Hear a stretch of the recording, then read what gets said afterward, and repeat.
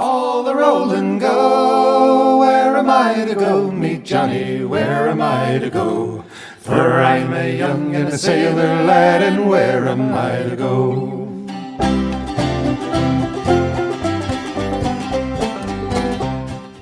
Hello, and welcome to Where Am I to Go podcast. Today, before we start the show, I would like to bring up some business things that have kind of been on my mind so that you can know where to get more Where Am I to Go. First off, I'd like to talk about the Facebook page at Where Am I to Go podcast. It's on Facebook, and we've been posting some wonderful pictures of some of the places that we've been and some of the adventures that we've had. Not everything that we go and do is made into a podcast. And so we take pictures at different places and post those pictures so that you guys can enjoy some of the different places we've been. Also, I really am interested in listener feedback. I have an email address at whereamiitogopodcast@gmail.com. Again, that is whereamiitogopodcast@gmail.com. I would love to hear some of the listeners' comments and some of their ideas of places that might be interesting to visit and go and do. Today, we're going to do something a little bit different. We just got through taking a trip from Wyoming out to Oregon and back, and we had the privilege of having Alison, our granddaughter, with us, and we went and did all kinds of really fun things. And it was so much fun having Alison with us because it was interesting to see the excitement of somebody seeing new places, experiencing new things, and having some young blood, some youth perspective, and some youth input. So today I decided that I would interview Alison for posterity reasons, but not only that, but to share with you some of the youthful insights and some of the things that we did on our trip and get Alison's perspective as to just what she thought, what she did, and how much fun she had, or maybe she didn't have fun. I guess we're going to find out. Hello, Alison. Welcome to Where Am I to Go podcast. Thanks, Loren. We started our trip, and how long were we gone? 3 weeks. We were gone 3 weeks. Yeah. And you had to go to school the whole time. Yep. How did you do that? Tricky. Very trickily. So we went from the middle of September through the first week in October, and Alison had to get permission from her school teachers in order to be able to make this trip. I think COVID may have made things a little bit easier because the teachers are all kind of used to letting the students do things by Zoom or whatever. But what was your teachers' reactions to you saying you were going to be gone for 3 weeks? Well, most of them were just jealous that they couldn't go. And there were a couple that just looked at me really funny and said, okay. That's it? Yeah. And did you have problems getting your schoolwork done on the trip? Only when we didn't have internet. And how often was that? Most of the time. It was definitely a challenge. I knew that I had to find places for the internet to work, and for some reason I can tell you that internet does not work very well anywhere right now. It's amazing. We had to drive around towns that I thought would have internet until we found a parking lot or something like that we were able to stop. And then Alison would have to sit there for a couple of hours downloading her schoolwork and doing it. But she did it, and it was all really good. Okay, so we took off on Friday, and we went to Fort Bridger, Wyoming. Tell us about Fort Bridger. Well, the first thing I noticed when I walked in was all the cool buildings. And they had, like, the first little area where they used to have the big house, the mansion that... I think it was Carter's. Yeah, Carter. Jim Bridger was who had the fort. Yeah. But the Carters bought it afterwards. Yeah. And the I'm tricky hoping part I got the name right. The dude's name was Carter. Okay. That bought it. But when Jim Bridger first had the fort, he'd been scouting out the area, I think. And he decided this would be a good spot, and him and his partner, yeah, what was the partner's name? Jim Bridger's partner. Okay. Listen to the podcast, 'cause it'll tell us what his name was. I can't remember. But they developed like a store for the pioneers when they were coming through, like a stopping point for them to restock on all their supplies and stuff. And Jim Bridger's job was going ahead and telling all the pioneers to keep going. There's a place to stop ahead. And Jim Bridger's partner did all the stock work and making sure everything was running and all the paperwork, because Jim Bridger was illiterate. Couldn't read or write. That's kind of amazing, isn't it?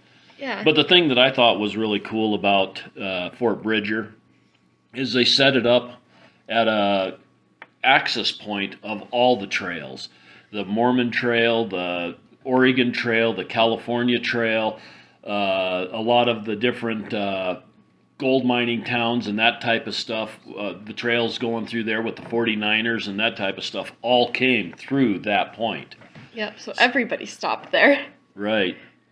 Okay, then we went from Fort Bridger. Where did we go? Well, then there would be when there's a lot of debate on how the Mormons got it. Oh, right. Because the Mormons owned Fort Bridger at one point in time after Jim Bridger. After Jim Bridger. And nobody actually knows how the transaction happened for sure, because Jim Bridger, being illiterate, had the other dude doing all the paperwork. And when he comes back one day, the fort was sold. And so he was angry because his signature was just an X. And so who knows if the partner sold it and just signed for him, or if it was taken by force, or if Jim Bridger was just too drunk to remember signing his own name.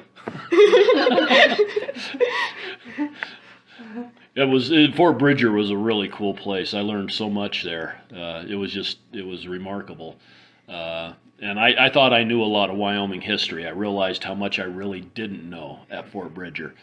Again, we did a podcast there. The podcast is excellent. So much information.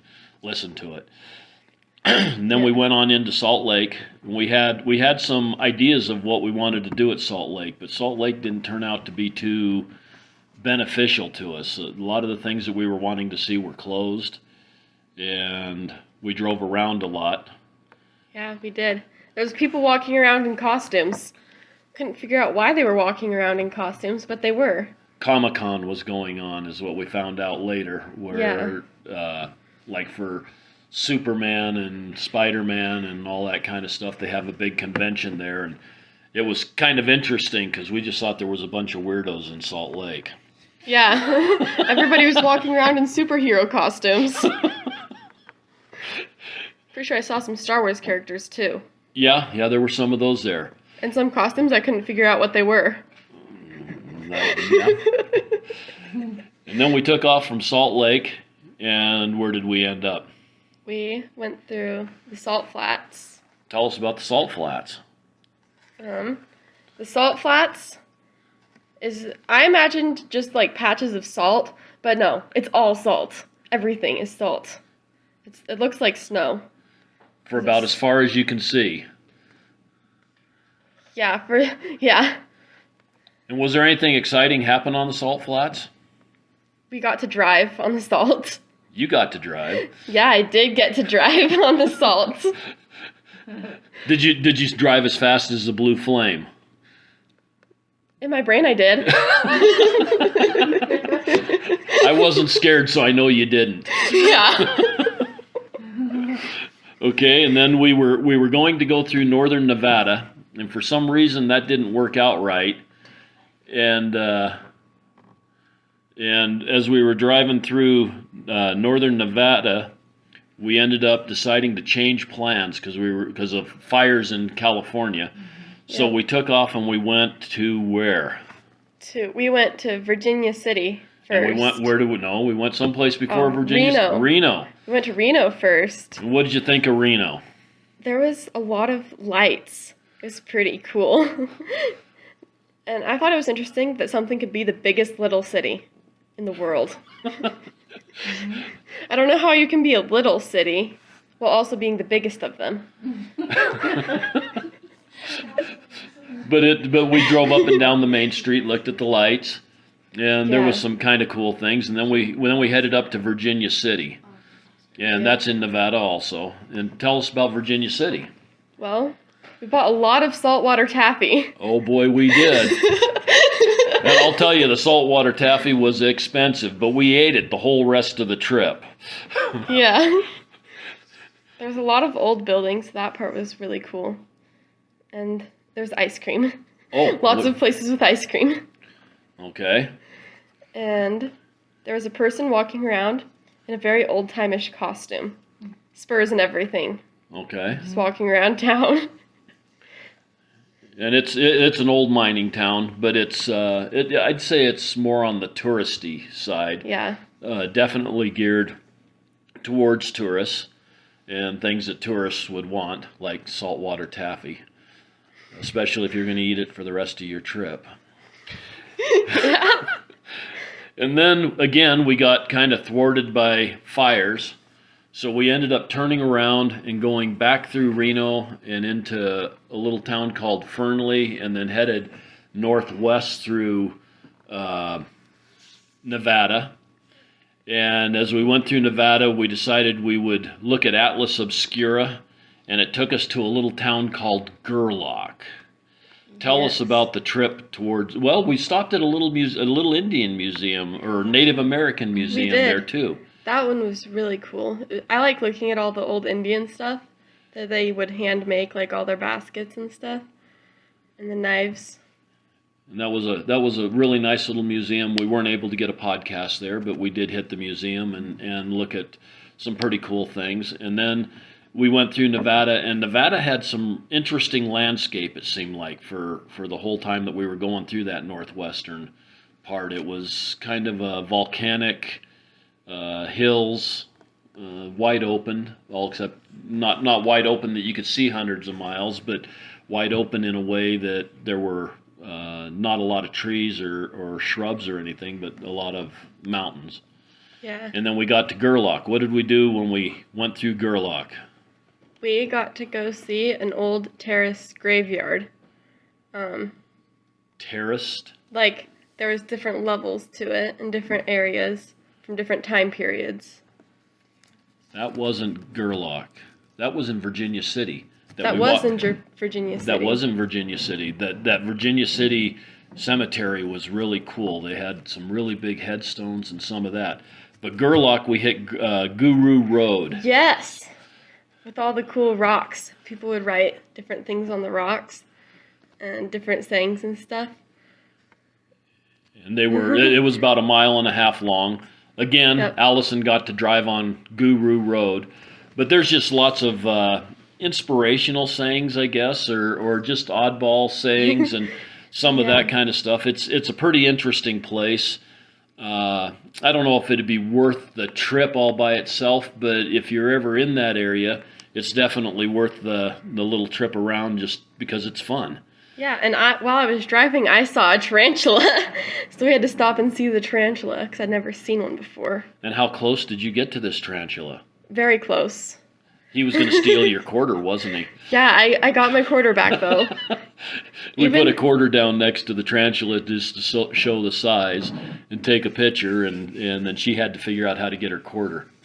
Yeah. The tarantula wasn't being overly cooperative. Yeah. I had to get it with my foot, and Loren scared me. Thought the tarantula was going to get me. And then from there we went into Northern California, and the country turned a little bit different as we got into California. A lot more trees, a lot more kind of grass rangeland, and it was quite pretty. But we were still dealing with fire issues because there was a big fire going. We were going to go to Tule Lake and check out the lava caves. Everything was closed down, so we weren't able to do that. We had a lot of adaptation on this trip. Things that we thought we were going to do, we didn't do, and things that we had no idea we were going to do, we did do. So we went through Tule Lake, and then we were coming around and we were looking at Mount Shasta. Yeah, it's huge. You thought Mount Shasta was pretty impressive? Yeah. And then we went to Shasta Lake and the Shasta Caves. Tell us about that. Yeah. Caverns. I guess it was Yeah, Shasta Caverns. We got to ride in a boat across the lake after they bussed us down to the lake. Then we got bussed back up the other side of the lake to the caves because the lake was so low from the fires. And what did you think of the lake itself? It was really pretty. It was really low. You could see where it was lowering very quickly. Yeah. Yeah. And this was interesting. When we got there, from my perspective, we went to pay, and it cost us, for the three of us to go through, I think it was something like $90 or something. I was just kind of shocked because I thought, wow, that's awful expensive to go walk through a cave. But what I didn't realize is that we had about a 3/4 of a mile bus ride down to the lake. Then they put us on a boat that took us across the lake. And then when we got to the other side, they had another bus that took us 3/4 of a mile up to the caverns. So they had a lot of expense in that, but it was a nice boat ride. It was a nice bus ride. The drivers of the bus and the boat were very informative of the lake and other things. They talked to us the whole time.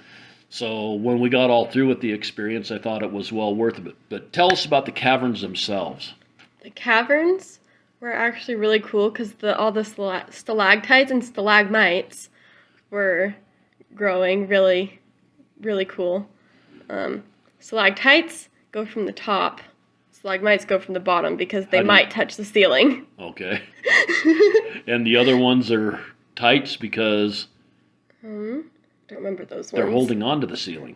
Oh yeah, they're holding on real tight. And there weren't any steps on this trip. We only had about, what was it, 600. Oh yes, 615 stairs up and then 200 steps down. So it was quite the workout. Now her PE teacher told her that she needed to work out every day and to do different things. So we thought that this was right in line with what she needed to do for her physical education that day. Yeah. It was physical and you got educated. Yeah, I did. We got both. My favorite formation was the cave bacon. Tell us about the cave bacon. It would like grow on the walls, and it's why the caves didn't echo at all. Is because the cave bacon would absorb all that sound, and it was kind of wavy, so it looked like bacon. I think they call them ribbon formations also. Yeah, I like cave bacon because it's after food. And then after we got through with Mount Shasta, we headed on into a little town called Weed, California. We were going to take a bad road there. It was going to take us up over a mountain that wasn't going to be fun. We got warned really early on to turn around and go another way. Yeah, so we did.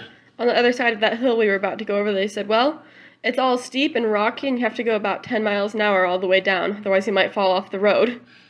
And then we ended up at Willow Creek. And Willow Creek had an interesting little museum. Yeah, they had the Bigfoot Museum. The Bigfoot Museum. It was also a China stuff museum. There was a lot of historical stuff there, but tell us what you thought about the Bigfoot. They had the Bigfoot footprints were interesting because what they do is they'd pour the molding stuff into them, and then they'd have footprints except solid. Those were pretty cool, like the casts of them. And they had lots of different footprints. And we did get a podcast there, so you can listen to that podcast also. It'll be coming out here in another couple weeks. But the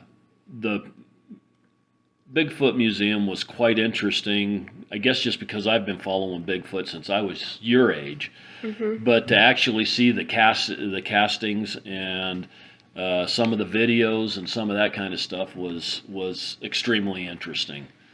Yeah. I thought. Yeah, and it was interesting because at Shasta Caverns, they were also telling us about their Bigfoot encounter there. Oh, yeah. When we were riding the bus back down. Yep, they said that the tour guide had brought them out of the caverns, and the Bigfoot had chased them all the way down the hill. And the tour guide was so scared that she actually quit her job that day. Right. Mm-hmm. So We got a couple of Bigfoot stories while we were on our trip. Yes. And then from there, we went on over to the California coast at Acadia. And you got to see what? I got to see the ocean. For a Wyoming girl, I think that's a pretty big deal. Yeah, it is. And I'd only been to the ocean once before in my life, so it was pretty cool. The waves were bigger than I thought. You'd gone to the ocean in Texas, right? And there's no comparison between the waves that come up on the shore in Texas versus the ones that come up on the shore in California, Oregon, and that area. Yeah, you'd be standing 10 feet away, and then pretty soon you're running away because a random wave came in and it's coming in. And the breakers out there were 20, 30 feet high coming on in, and a lot of noise. Yeah, they sounded like freight trains. They were coming. And did you find any shells? I found a lot of mussel-y things. The mussels grew barnacles on the mussels, and I did find some shells. And sand dollars. We found a few of those too. Okay, then we went up to Crescent City, California, and then we started inland again a little bit. And what did we encounter then? We went to see the redwoods. And what'd you think of the redwoods? Those were the biggest trees I've seen in my life. They were huge. Huge. Like I was crawling between the roots. The thing that I thought was amazing is the redwoods are big, and they're really impressive. But usually when you take a picture of something, it doesn't do it justice. But when we were driving away from the redwoods and I was looking at the pictures we took, the pictures actually showed how big the redwoods really were, because you could see a tree and you looked like an ant standing in front of a normal tree. Yeah, it would look like you were just standing inside the root cavity, you know. They were huge trees. And then there were some that you were able to crawl through little tunnels on the root wads or whatever, and yeah. We took a hike through the redwoods for, I don't know, a mile and a half, something like that. What did you think about the hike? It was really fun, and we found slugs. They were banana slugs. They were like the size of my finger. They were icky. But you touched them. I did. I touched them. And they felt really good, right? Oh, great. So slimy. And then what about some of the other plants and stuff in amongst the redwoods? The ferns and stuff were really cool. I liked the big bushy plants that grew under the trees, because they look like, you know, the undergrowth we have here. We just have some little things, and then compared to the trees, they look like they could just be those tiny bushes that we normally see. But compared to me, they were huge. It's kind of a magical place. Yeah, it is. So, and then from there we went to Crater Lake. And what did you think of Crater Lake? It was cool. You could look down, and it was just the lake, but it was a volcano too. And were you able to see the rim all the way around where the volcano actually was? Yeah. It was different from Yellowstone because you could actually see all the way around it, which was really cool. And the lake was pretty. And then from there we went back down to the coast. We ended up in south of we ended up in Florence. And then we had several days, we had 2 days, I guess, on the beach. Again, anything you want to add to your previous beach story? I found more shells. I will say that Alison found lots of shells on this trip. And we kept putting them in a compartment in our RV, and we just said that the door really stunk. Every time we opened that door, everybody in a whole town would know that we had something inside that door. I'm sure that there's still stories being told about the door that we opened. Yep, that's because I collected some live mussels that I found. It just so happened to still be alive when I collected them off the beach. Like the seagulls hadn't gotten to them yet. Yeah. So, And then from there, we went back to my brother's house in Salem, Oregon. And the next day, we went to another museum. We didn't get a podcast there, but there was something cool in that museum. Yeah, that was which one was it? Which one was it? The Air Museum. And what was in the Air Museum? Airplanes and helicopters. And what airplane specifically? The Spruce Goose. And what did you think of the Spruce Goose? It was the biggest airplane ever. We got to go inside of it, so that part was cool. We got a tour of the inside of the Spruce Goose, which was the biggest wooden airplane ever made. And you got to watch videos of how they made it. Who made it? Do you remember who made it? It was Howard Hughes. Okay. Yeah. And he was a genius person. Extremely smart, and he understood everything. It seems like a lot of people use that to their benefit, though. Meaning, what do you... Like, near the end of his life, that he was, moved from different hotels so that nobody could ever really see him. Okay. And the Spruce Goose itself, okay, let me talk a little bit about this museum. It's called the Evergreen Museum in McMinnville, Oregon. And I've been there a couple of times. They've got a lot of really cool planes in there. It's a very nice museum. But they have the Spruce Goose. It was moved there from Southern California. The Spruce Goose only flew for like a mile and a half. Mm-hmm. There was a story that went with that. Do you remember the story? They just put it in the water, and he said that he was just going to turn it on. And taxi it. Yep. So, the first time they did it, he did just turn it on and taxi it, and most of the reporter people got bored and they left. And so there's 2 reporters that stayed. And this time, instead of just taxiing it like he was supposed to, he decided to actually take off, and he flew it for a mile. And so all the other reporters were in big trouble because they got off and missed the first flight. And so they were most likely fired. And then the 2 that stayed got some really good stories to write. And what about the co-pilot? Was he flying with Howard Hughes on that flight? No, the co-pilot was not flying. Howard Hughes told him that he could go ahead and stay home. All they were going to do is taxi. He was afraid that they wouldn't let him fly. He was told he couldn't fly the plane. Yep. But he knew that if he didn't do it, then he'd still be ridiculed for building this great big plane that couldn't fly. Everybody was calling it Hughes's folly, or saying that he was taking a lot of money and building this plane that could never fly. And so he was able to prove them wrong. Yep, and that was the only time that it ever got to fly.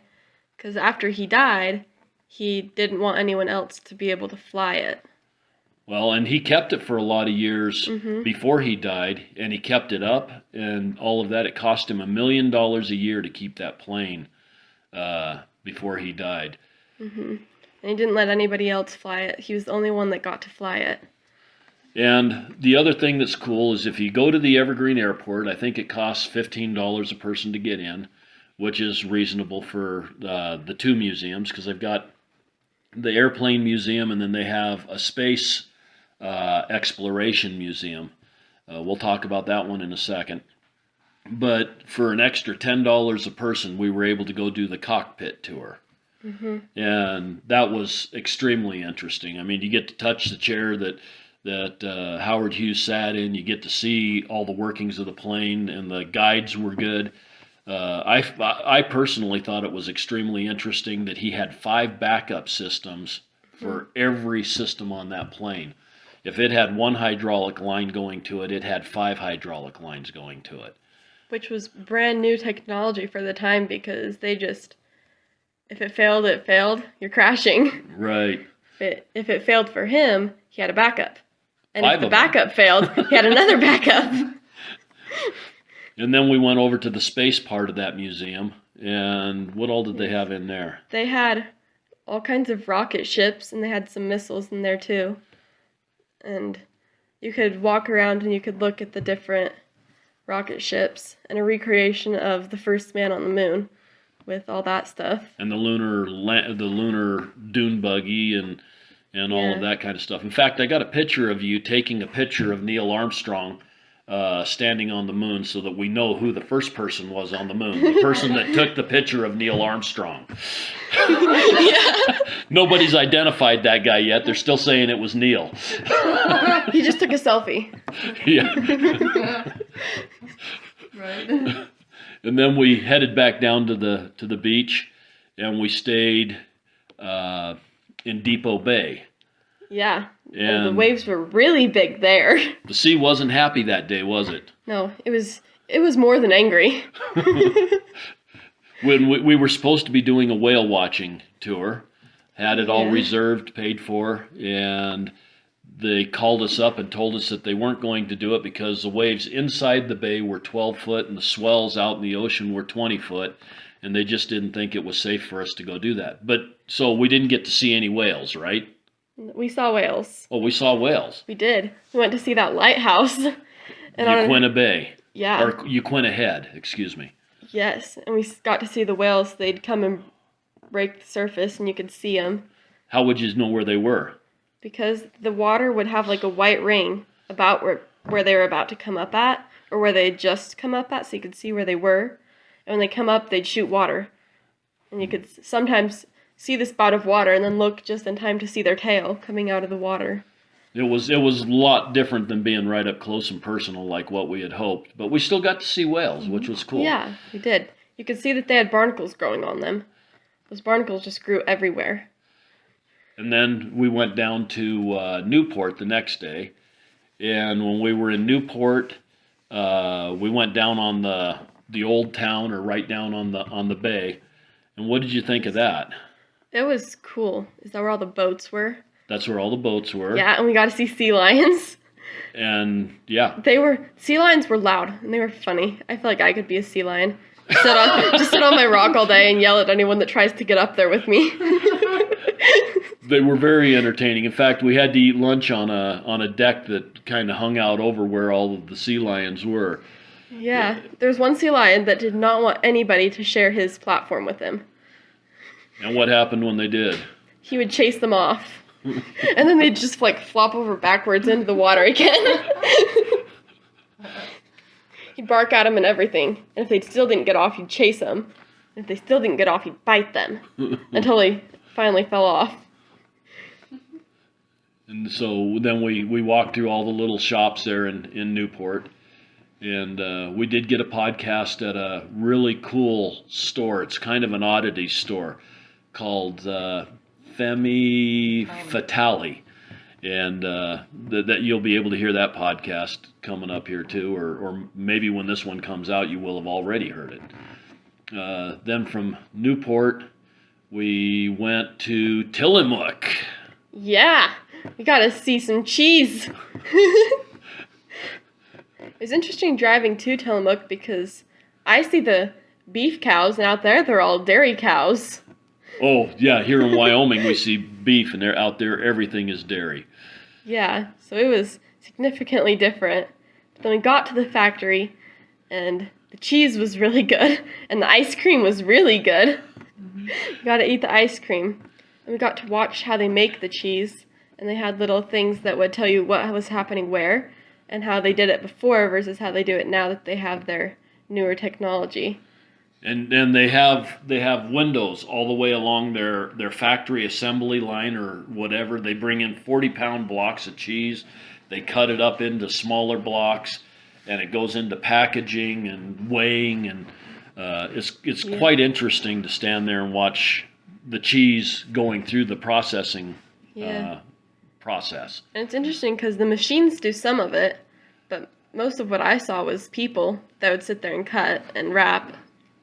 And what would you think of a job like that? I would not like that job. Why is that?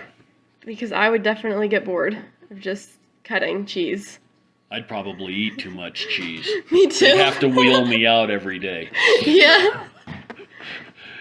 And we also went to the Tillamook Air Museum. We did. What'd you think of that place? It was pretty cool. I like looking at the helicopters. Okay. I like helicopters. And they had these little helicopters that you could buy the plans to build, and you could build them. They were gyrocopters, I think, is what they had. Yeah, those are cool. What'd you think of the building that's housed in? That building was humongous. Pretty amazing, isn't it? Yeah. It looks a lot bigger on the inside than it did on the outside. On the outside, I was like, oh, that's a big building. And on the inside, I was like, that's a big building. It's amazing what all they can put in there. We did a podcast. It's on one of our older podcasts about the Tillamook Air Museum. And we talk about how big that is, how long it took them to build it, and some of that type of stuff. But it was able to hold 9 blimps. If you can imagine 9 blimps inside of a building. And this is all a wood structure, which is just really amazing to me. Yeah, and there used to be more, but they burnt down. Yeah, there were four other hangars there. Yeah. And was there... I was excited to show Alison the one thing that I thought was so cool, and that was pieces of the Hindenburg. They've actually got some of the fabric and pieces of the Hindenburg in that museum. Yeah, that you can see. That was cool, because in my brain, I thought the whole thing had just been demolished, like it was all just disintegrated. But they actually have pieces, which was really cool. And another thing that's cool is it has the ability to hold that many blimps, but when you put large airplanes in there, they don't even come close to filling up the museum. Mm-hmm. They've got half of that hangar that doesn't even have anything in it. Yeah, and they have fire trucks and airplanes and displays and all kinds of stuff in there, and it still doesn't fill up the whole thing. Yeah, it's an amazing building. And then from Tillamook, we headed on up the coast and we went to Long Beach. Yeah, we got to see the kites. We got to see the kites. And we got a podcast at the World Kite Museum. Yes. But before we did that, we stopped off at the cranberry fields. Yes. Belle loved the cranberry fields. Belle's the dog. Yes. Tell us about Belle and the cranberry fields. Because this is going to be, when you listen to the podcast, you're going to find a lot of laughing because this dog was ballistic. Yeah, I don't know if there was much going on in her brain other than that there was water and she could run in the water, and there was water in the grass, so she could run through the water on the grass, and she couldn't decide whether she wanted to be running on the water on the grass or the water in the cranberries. And she was all everywhere. and it went on for 20 minutes. Yep, of her just running everywhere. She was crazy. Yeah. Let's take a quick break and hear from our sponsor, and then we'll come right back. Okay, we're back. So, at the Kite Museum, what all did you see there? They made these cool posters. They had like a display of the different posters that had been made to advertise like a kite show. They have their big kite festival there every year, and they've had it for, I think, 40 years. Yeah. And they had 40 years of posters, like to advertise the kite festival. Mm-hmm. And people would actually make the posters, like paint them. Different artists every year. Yep. So it was interesting to see the different styles displaying the same event. It was really cool. My favorite kite was the horse kite. It was hard to see how it would fly, but it was really, really cool. And it looked just like a horse. It did. And it had the legs and the head and the body and everything just like a horse. I'm not even really sure how it flew, but yes. He said that it did. Yeah, and it was almost life-sized. Like, it could be the size of a small horse. Right. And then they had a lot of other kites in there. They had some military kites that I found extremely interesting, that were used for reconnaissance and spying and some of that kind of stuff. I thought that part was extreme. Anti-aircraft. They had one that was set up with wires on it that would screw up an airplane if it hit it, and they would try to hit airplanes with these kites. I had no idea that stuff like that happened. Yeah. It's crazy to me that even works. Yeah. That you could mess up an airplane with a kite. Exactly. Mm-hmm. And then we went and watched some kites flying on Long Beach. Yeah, we did, which was interesting for me because I've only ever seen, those little itty-bitty kites fly, but some of those kites were bigger than I am. They had, what did they call them, chain kites or train kites or something, where they had like 15 kites on the tail of a great big one? Yeah, those ones were really cool. It was always crazy to me that they can get them up in the air, because when I try to fly a kite, it sits on the ground and I'm like, come on. And then there's them with these huge kites just flying. Even the little kids were flying kites. Yeah, but Long Beach is kind of a cool place that way. As far as it's kind of a kite capital of the nation. Yeah. And then we went to Jack's Country Store. Yeah. You remember Jack's? Yeah, I do. They're already decorated for Halloween. Okay, I didn't catch that part. But it's a store that has a little bit of absolutely everything. It's got the old metal wash pans. It's got hurricane lamps.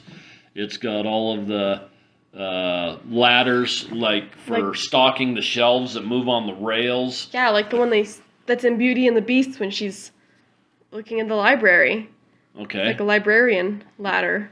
Well, I'm glad you said that because I haven't seen Beauty and the Beast. So, but yeah, it's got all of it's all still set up the way it was probably 75 years ago. It is such a cool little store. And then we came back and camped out at Fort Stevens. And why don't you tell us a little bit about Fort Stevens? What you thought of that? It was. Let's see, what was there? Fort Stevens was all of the concrete buildings and stuff where they had the big guns at one point in time and all of the... Yeah, that was cool. It was not what I expected. I expected like a bunch of little buildings, like what you see in most other forts, but this is like huge buildings. It's a huge concrete complex is what it is. Yeah. With all of the magazine compartments down underneath, some officers' quarters, lookout place up on top so you could look out over the ocean. Yeah, and you could walk through everything and see it. You could hike farther back behind that, and there would be more little things. Buildings and stuff. But it's kind of a cool place to explore just because there's so many little cubby holes and things to look at and things to see. Yeah. And then we went to the ocean, and there was something on the beach there. What was on the beach? Oh, the Peter Iredale. The Peter Iredale. Tell us about the Peter Iredale. So, from what we could see when we first went down, is you could see like the hull. The hull. Hull. Yeah. The front of the ship. Yeah. And you could see that, like the structure. I think some people will call it the bones of the ship. That'd be a good definition of it. And then, if you came in at the right time, you could walk down to it. If you came in at the wrong time, it'd be covered in water. And we were there for a while, and when we got there, the water wasn't even to it yet. But when we were leaving, the water was all the way around the bottom of it. It was cool. And it was a ship that crashed in 1906. Nobody died in the beaching of the Peter Iredale, but it's been on the coast that long. Mm-hmm. And it's still pretty cool to be able to go down and look at it. It is really cool. And you can see different parts sticking out of the ground, like farther down, to just show you how big it actually was. It was really cool. And you could go inside of the hole, and you could look through the different holes and stuff. You know the part I missed? We went to Garibaldi when we were in Tillamook. We did. And you did something fun in Garibaldi. Maybe you didn't do something fun. You got crabs. I did. That's where the crabs were. I was trying to figure out which town that was. We got to go crabbing, so we got to get my license, and we got a crab trap. It was probably like 50 million pounds. more like 10 pounds. But we could throw it over the railing, and then you'd have to tie your bait into it before you threw it. that you could throw it over, and then the crabs would all crawl in. And then you had to pull it up. It was really heavy. It was fun. And then we got to eat crabs, which I'd never even seen a crab before, let alone eat one. And grab them. You had to learn how to grab them correctly. Yeah. And you had to learn how to tell the males from the females. Yep. The females have a circle. The males have a triangle.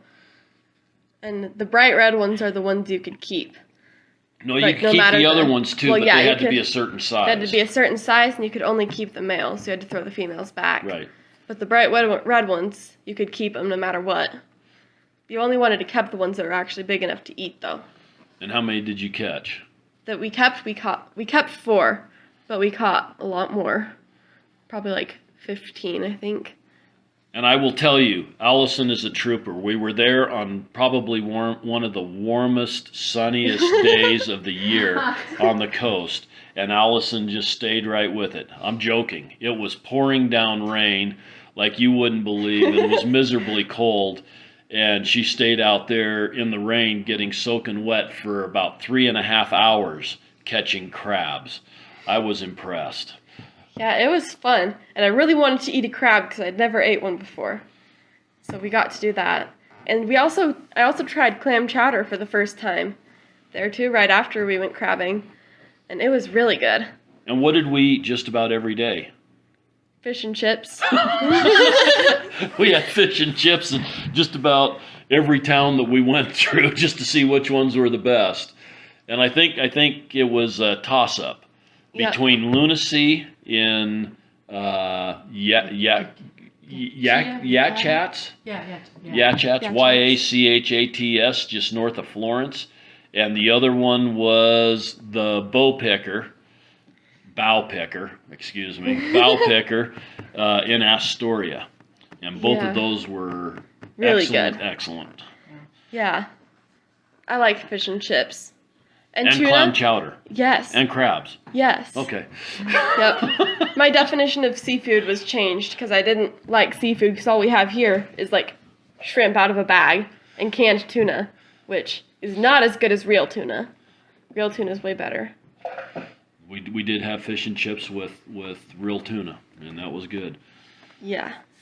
And, really good. And then going back on up to Astoria, we went up to the Astoria column. It was really tall. We got to walk up the spirally stairs all the way up. There was, 200 stairs or something like that? Mm-hmm. And then you get up to the top and you can see for just about ever. Yep, you can see basically all of Astoria. And you can throw wooden airplanes off the top. There were a lot of wooden airplanes being thrown. It was fun. Yeah. Mine did a perfect landing in the grass. Well, mine landed in the trees. Yeah. But there were some people whose planes flew for 10 minutes. It was amazing. Pretty sure some of them went like a mile away because we were so high up. So by the time they got down, they were so far away that you could hardly see them. Yeah. And then we also hit the Maritime Museum. Mm-hmm. And what'd you think of that? That one? That was the big one with all the Coast Guard stuff. Oh, that one was really cool. I like the boats. And I got to give a weather forecast. Yes, with a green screen. With a green screen. And you could see yourself on the TV giving your weather forecast, and it would actually show you what everyone else would see. And so you'd be sitting there with the green screen trying to figure out how to point while trying to, so you could actually point at what you were trying to point at. And I'd go to point with one hand and then realize that no, it was on the other side. I have to point with my other hand. So I would make a very special weather reporter. You need a little bit of special education there, huh? Yeah. People can show videos of me in their like special ed classes or something. And the Maritime Museum in Astoria is definitely worth a visit. They cover a lot of things from fishing in the Columbia River. They have a lot of information about the shipwrecks that happened all along the coast. The Oregon Columbia River into the ocean, Columbia River Bar is notorious for shipwrecks. Yeah. And they have lots of them documented and put out there on the charts that they have. Yeah, what I thought was cool was the Lighthouse Boat, that we could go out and they'd let us look around this boat. What was the name of the boat? It was the Columbia. Okay. And what was the story with the boat? So what they'd do is they'd go out and they'd anchor it right near the sandbar, and the crew would stay out there for like 3 weeks at a time, and they'd just live on this boat. And they said even the best of their sailors got seasick because they'd be up in some days 30-foot waves and just be up and down and up and down. And so that would just be like there to tell the ships where it was safe to come in, where they wouldn't hit a sandbar or something. And so eventually those got retired. So now they use like lighthouses and buoys. They use the buoys that sound like horn honks. Too bad there wasn't one when I was honking the ambulance horn that I could have said it was a buoy. Yes, we were at a campground one night, and it was probably one of the most hoity-toity, classy, whatever type campgrounds that we stayed in. And quiet time was from 9 o'clock at night until 7 o'clock in the morning. And Alison, in order for her to go, we've got an ambulance that we converted into an RV. And in order for her to go, we had to put a board with foam on it across the front seats. Well, at 1:30 in the morning, I hear, She says she woke up really quick. I was kind of expecting to have the lady next door sitting outside with the billy club waiting for me to wake up so that she could take care of the situation. But Yeah, I just elbowed the ambulance horn at 1:30 in the morning. so, I was like, too bad there wasn't a buoy. I could have said that there was just a really big wave. But if the buoy was that loud, I guess we would have had to have bigger problems, like a tsunami or something. And then you got to see big ships while we were looking at just all there on the Columbia River. Yeah, I didn't think that ships were actually that big. That you could fit my entire house in there like 5 times. At least. At least 5 times. Those ships are huge. And then when we were getting ready to leave and going up the river, there was a cruise ship that was there. And the cruise ship was huge. They'd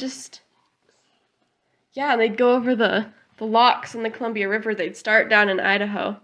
And they'd start at Astoria. And they'd go on up the Columbia River, which doesn't really hit Idaho. The Snake runs into it. It goes up to Washington. Yeah, so they'd come down, and they'd use the locks, which I thought were interesting, because they'd fill up one area to where you could just drive through it and, like, drive over the dam. Explain the locks a little bit more. You've got a dam, and with the dam, you've got water behind the dam.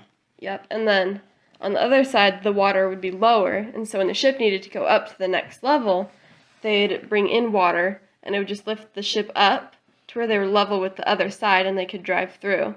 And then they'd keep going until they got to the next lock, where it would do the same thing, go up, and they could just drive. And if they were going downriver, they'd put them in at the height, and then lower the ship down to the next level, to where it'd come out on the bottom going back downriver. Yeah, which I thought that was really cool. It's smart, because they do something similar for fish. What do they do for fish? They have locks like that, where the fish ladders. they have ladders, and the fish just jump up. Except with the boats, it just lifts them up. Right. And she's talking about, we went to Bonneville Dam on the Columbia River after we left Astoria. We went through Portland, Oregon. Yep. And should we just leave Portland alone? Yeah. Let's just leave Portland alone. We did go through Portland. We came out at Troutdale, and we took what is called the Old Highway down to Multnomah Falls. Yeah. What did you think of that ride? It was a pretty ride. The road was cool. I don't think I'd ride my bike down it, though. I think I did. I think you did, too. That was a lot of years ago. I had a lot less brains than what I do now, or maybe less fear, I don't know. But we stopped at Crown Point. Yeah, and you could look down and you could see the river. Crown Point sits probably 1,000 feet above the Columbia River, and there's a little house there called the Vista House that was built, probably the early 1900s. And it was kind of a touristy place because the old highway didn't follow down the Columbia River. It had to go up through the hills. Yeah, and so you could drive the old highway and you could look down. You'd be way up high, but you could still see the river way down low. Right. Which I thought was really cool. Lots of sharp curves, lots of pretty waterfalls on that ride. Yeah, the waterfalls were pretty. And then you got to take a quick picture of Multnomah Falls. Yep. Because they won't allow you to stop on the old highway to get out and walk there or anything else anymore. So we had to stop for pedestrians crossing across the crosswalk to go to the interstate pull-out area. And so she was able to click a couple pictures there pretty quick. Yeah, I got some good pictures. And then we went to Bonneville Dam. Yes. We got to go to the fish hatchery over there. And what'd you see there? I saw the biggest fish in my life. They were bigger than I am. And what was it? What kind of fish were they? What kind of fish were they? The big kind. Sturgeon. Yeah, that's what it was. Sturgeon. They were humongous. Like, I think they said the biggest one was, 11 foot, 15 foot? Some of the biggest ones they've caught are that big. The biggest one that was in that pool that they had several, I think, was 10 and a half feet. Yeah, they were huge. So, those fish were taller than me. Probably taller than Loren because he's definitely not 10 foot. I'm not 10 foot. So they were huge. They might be able to have a competition in height with Bigfoot. Probably bigger than Bigfoot. But they were big fish. Even the trout were big. How big were the trout? Bigger than my head. They were probably 2 foot long, maybe even yeah. a little bit bigger than that. And they're definitely fat because everybody feeds them. You can pay $0.25 to feed the fish. So we fed the fish. It's like, no wonder they get so big and fat. They don't even have to worry about swimming around to catch fish because people just throw food at them. Yep. But they do have to worry about people throwing fishing lines in there through their pant leg. That was a story I heard when I was growing up. We'd go to Bonneville Dam all the time, and there was a story about a guy that they started missing fish, and they couldn't figure out what was going on, but there was a guy that would visit there quite often with a limp, and he had a fish line going down his pant leg, and he'd go on out and kick that leg and suck a fish on up his pant leg and then limp on out. And they finally ended up catching him, but the story is that he got quite a few fish that way before they finally got him. Yeah, he must have had some really loose pants because those fish would be really big to fit up his pant leg. In the 70s, everybody wore bell bottoms. Oh, that's tricky. Nobody would even notice. No. Unless someone went up to kick him in the shin, be like, And then from Bonneville Dam, we went to Cascade Locks. We had dinner. Oh, the next day, we went to the WAAM Museum, which was automotive.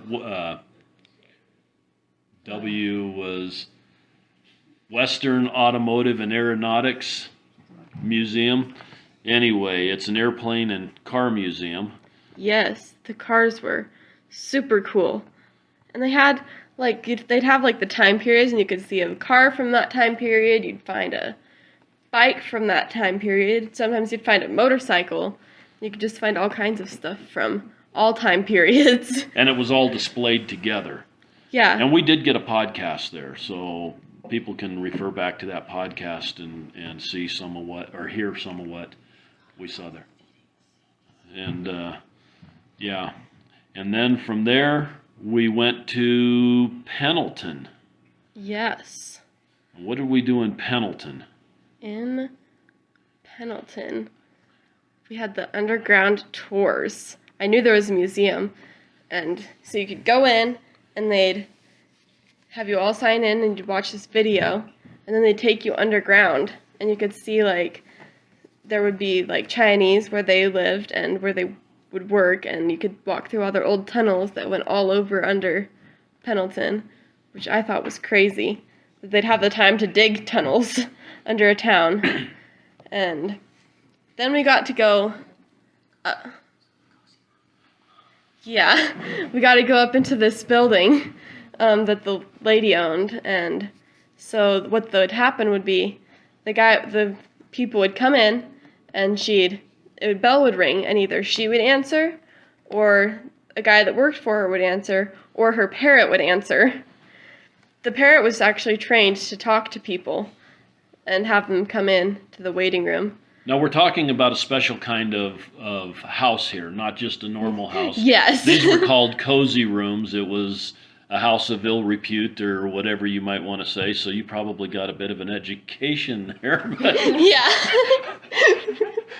But it was quite interesting hearing the stories about that place and some of the ways that operated. Yeah. I thought it was interesting that they taught the parrot to talk to people, and that some days he'd sit in the windowsill, and he'd hear everything that people said, so sometimes he'd be yelling things that might not be quite appropriate out the window at people walking past, this building. Okay. And the underground tours were very cool. They were cool. I feel like it'd be very cold to live down there. Yeah, but they had butcher shops down there. They had ice cream shop. They had a saloon. Yeah. They had lots of different things. And again, we got a podcast with the tour guide that took us after the tour, and so some of that will be talked about in that. And then from there we went to Craters of the Moon in Idaho. Did. And what'd you think of Craters of the Moon? That was cool, I think. What was your favorite part of Craters of the Moon? I just think all of the formations and the way that the lava flowed, and I really like that big hill that you get to climb up and look all over and see all the different things. I thought Craters of the... I've been there several times, and I've always enjoyed the hikes and the views. I feel like that would have been fun to sled down. Bring your sled. That could have been. I don't think it would be fun to trip and roll down. But... No. But if you had a sled, you could go sled down, and you could hook it up to Belle and have her pull you all the way back up. I doubt it. She'd quit long before that. And we weren't able to let dogs out anywhere in Craters of the Moon. It was They were not a very dog-friendly park, but it was so cool. And there was one spot where you could walk out and you could actually look down into a hole, basically, and you could get right up next to the hole and you could look down into it, which was really cool. And then we came home through Yellowstone Park. Yeah. And we saw some elk, and we saw some of that kind of stuff there. Now, you saw a couple of different kinds of elk, didn't you? We did. Because over in Oregon, they have a different kind of elk than we have. They have the Wapiti elk, and we have the Wapiti. Yeah, we have the Wapiti, and they have Roosevelt elk. There you go. And so their elk, to me, looked like they were kind of shorter and stockier, and they were a slightly different color, like maybe a little bit darker. And our elk are more tall and narrow, I guess, and they're lighter, and those ones have smaller horns than ours do.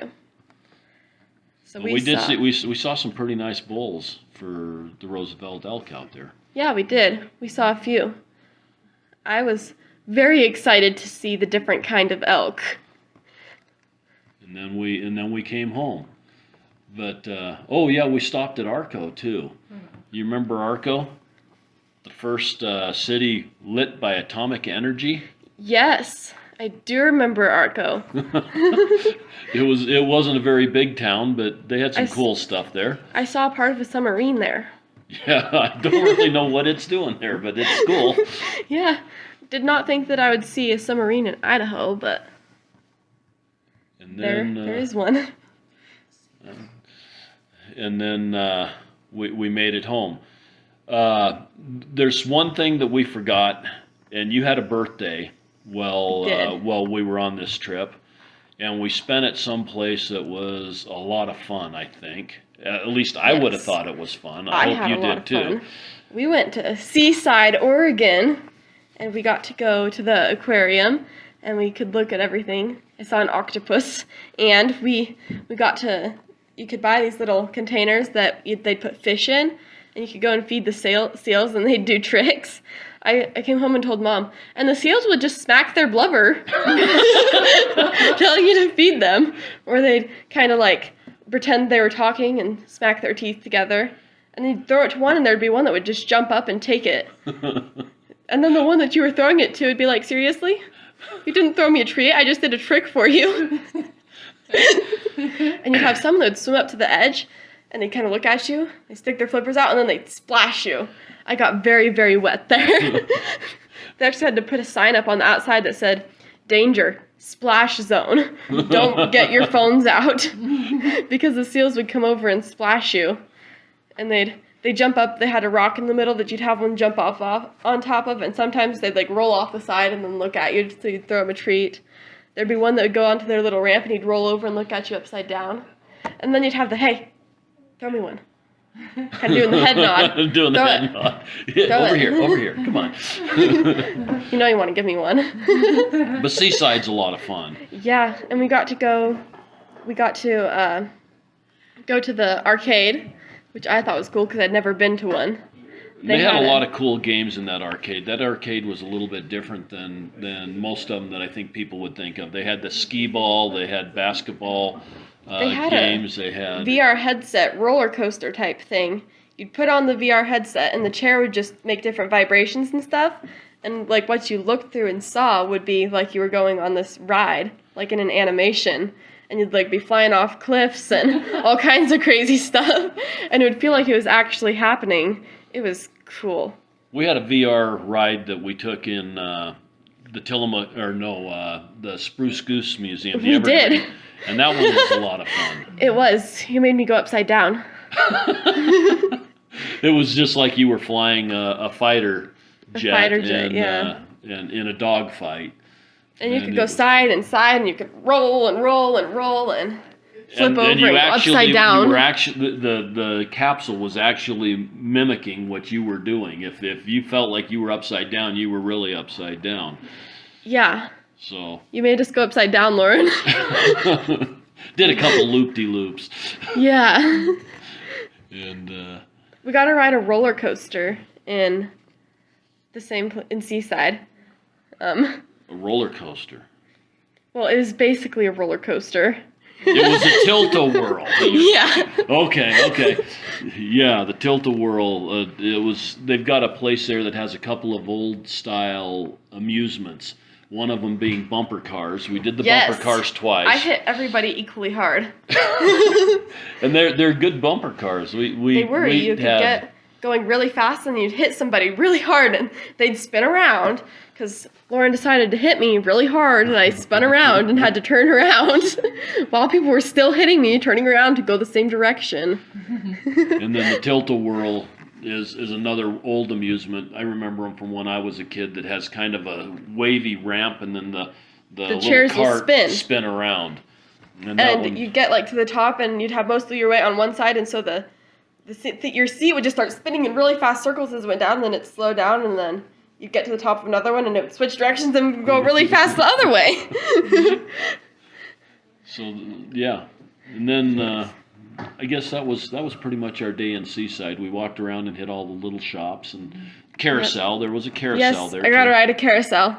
I rode on the horse. And so, okay, so out of all those things that we did, what was your favorite?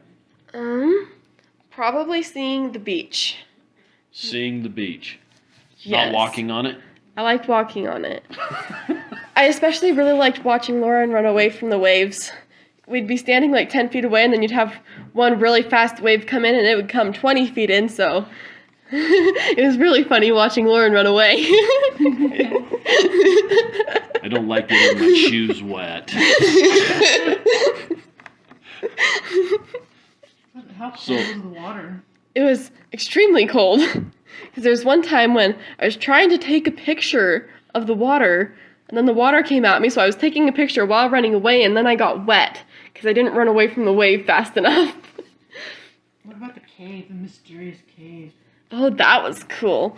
You could walk through this, there was like a tunnel. It was at Oceanside. Yeah, and there's like a tunnel, and you could walk through it. On the other side, it was rocky, and you could collect those little agates. They were cool. I found a sand dollar walking over there to the cave. So I collected a total of 4 sand dollars. Well, we got a total of 4 sand dollars on this trip. I guess I didn't collect all of them all by myself. There was one very generous man who donated a couple bucks to the cause. Yes. So I didn't collect all of them, but we met a nice person that gave me a couple. So the beach was your favorite part. Yes. And we spent a lot of time on the beach. Yes. Because it's been a long time since I've seen a beach. Well, good. Well, I am so happy you came on this trip with us. It was so much fun for me. And I know Linda had a blast too. I'm glad you got your schoolwork done satisfactory to where you didn't get expelled and have to come live with us forever. Even though we would have taken that consequence had it come our way. You thinking me living with you is a consequence? Actually, you were a joy to have. We had so much fun. And like I said, it was so much fun to have her just from seeing things from her perspective. And a lot of this stuff I have done before, Linda has done before, but to be able to share it with somebody young, energetic, and excited, just made our trip so much more entertaining, so much more fun. And we really, really enjoyed having you along. So glad. And, you know, as I always finish these things out, the world is full of wonder. And sometimes it's fun to see it from somebody else's perspective. Everybody needs to get out, see things, enjoy it, and have an absolutely wonder-filled day. Haul the roll and go, where am I to go? Meet Johnny, where am I to go? For I'm a young and a sailor lad, and where am I to go?